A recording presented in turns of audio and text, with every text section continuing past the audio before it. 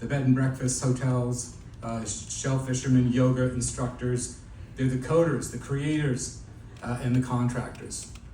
You're the employers, the risk takers, and really the anchors of our community. But let's be honest, the terrain ahead is not simple. It's unpredictable, and it continues to shift. So, this year, small businesses across the Cape are facing real pressure from several directions and trying to navigate these new economic realities. Inflation remains stubborn, affecting everything from inventory to insurance, from wages to utilities. The cost of doing business has gone up, while customers have become as price sensitive as ever.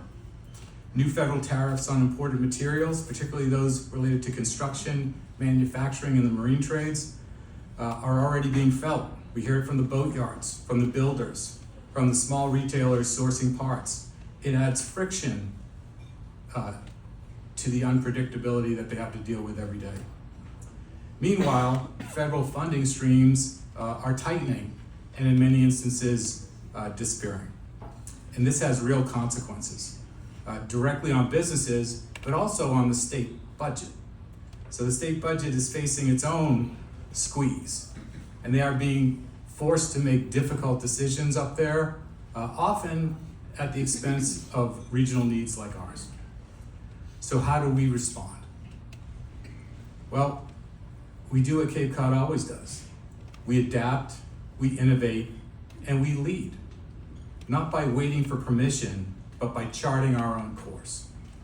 So at the Chamber, we like to refer to this as thriving on our own terms. And I truly believe that's what we are called to do. Our region's future lies in self-sufficiency, in designing an economy that works for Cape Cod, by Cape Cod. And here's the good news. We're not starting from scratch. We're already building it. So let me share a few initiatives that we're engaged with at the Cape Cod Chamber. One are the creation of tourism districts, an opportunity to raise money locally that stays local. And so we're launching tourism districts to help each community identify and leverage its own unique strengths. So whether you're on the Upper Cape or the Outer Cape, this strategy localizes economic resilience, keeping more tourism dollars working year-round and tailored to each town's unique and individual identity. We're also pushing forward on an effort to build a multi-use events facility in the Mid-Cape area. And let me make it clear, this is more than just a sports complex. Yes, it will serve over 4,000 kids who currently travel more than 50 miles to play and practice sports on a regular basis. It will serve the community. It will serve the families of the Cape that way. But it's also about year-round economic development. Imagine hosting winter trade shows, off-season tournaments, and regional expos, all driving demand for lodging, dining, transport, and retail when we most need it. We're not trying to bring more people here in July and August. We'd like more people here in May and November. At the Chamber, we've also engaged over the last year in creating a certified driver's license program. A lot of our members came to us, they needed CDLs, but they had to send their employees off Cape to Avon. It was a long and expensive process. They said, why can't we do it on the Cape? So we had 4 members who put up their own money to sponsor the first cohort that went through last year, and we successfully graduated all 4 of those drivers. And Commonwealth Corporation, which is a workforce development quasi-public agency, saw the merit in that, and they really liked the program because it was a grassroots program directly responsive to members that needed it. And so we were lucky enough last year to get a $500,000 grant from ComCorp to run that CDL program for 2 years and produce another 50 CDLs for the Cape, on the Cape. We're also engaged in housing, working with our partners in the Housing to Protect Cape Cod initiative. And we're really focused on that missing middle. Those families that make between $80,000, where subsidies stop, and $220,000, where you need to be in order to even think about getting into the market. Because that's pretty much everyone I know. And what's really at risk with the housing challenge is losing the middle class.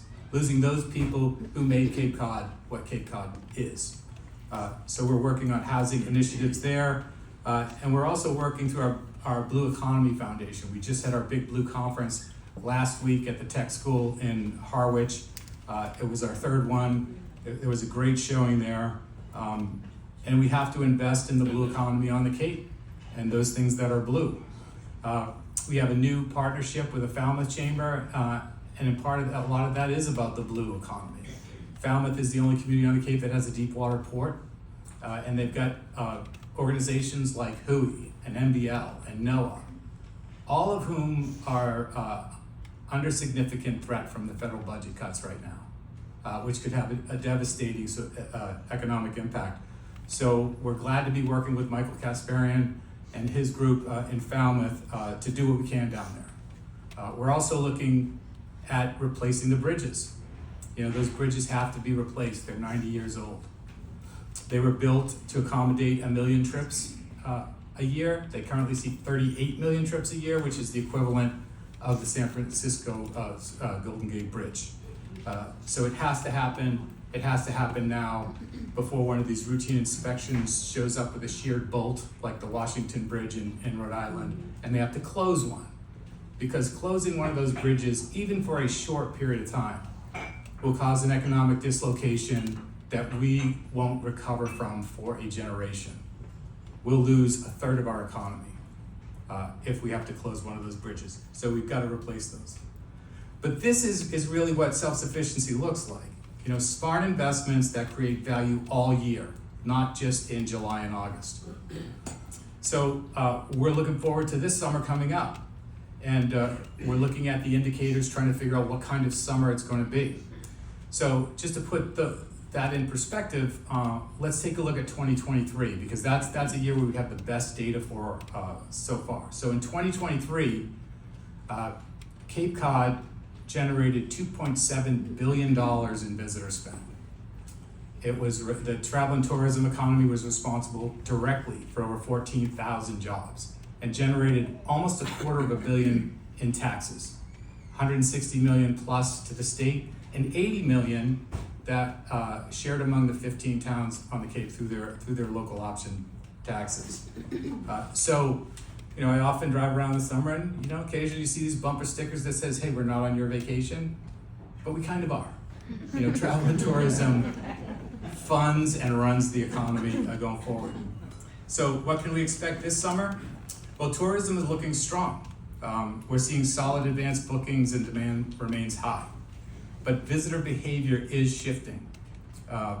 Spending may be slightly more cautious. We're seeing shorter stays being booked. We're seeing booking windows shorten up themselves. But the volume is going to be healthy. We in particular areas, especially in international travel, especially our #1 international traveler group from Canada, is going to be missing this year in large part. But we do believe that the demand is high and that we will still have a strong summer. Labor remains tight, so housing for seasonal workers is still a major challenge, and it limits growth for businesses that want to expand their service offerings. But I want to emphasize on this. Our outlook is not just a forecast, it's a call to action. We can't rely on tourism alone. We have to use that engine to drive broader economic development. So, to every small business owner here, you're doing more than selling products or services. You're holding communities together. You're creating jobs. You're keeping the Cape vibrant and resilient. This is not an easy time, but you are not alone. The Cape Cod Chamber of Commerce and your local chambers are here, SCORE is here, and we are working to unlock capital, expand workforce housing, and grow local opportunity on our terms. So let me leave you with this. Cape Cod cannot wait for federal certainty or state generosity. Our economy is not just a summer fling. It's a year-round enterprise. It's community-rooted, resourceful, and it's ready. So let's celebrate today's awardees, and let's keep working together towards an economy that reflects who we are: resilient, regional, and proudly self-sufficient. Thank you.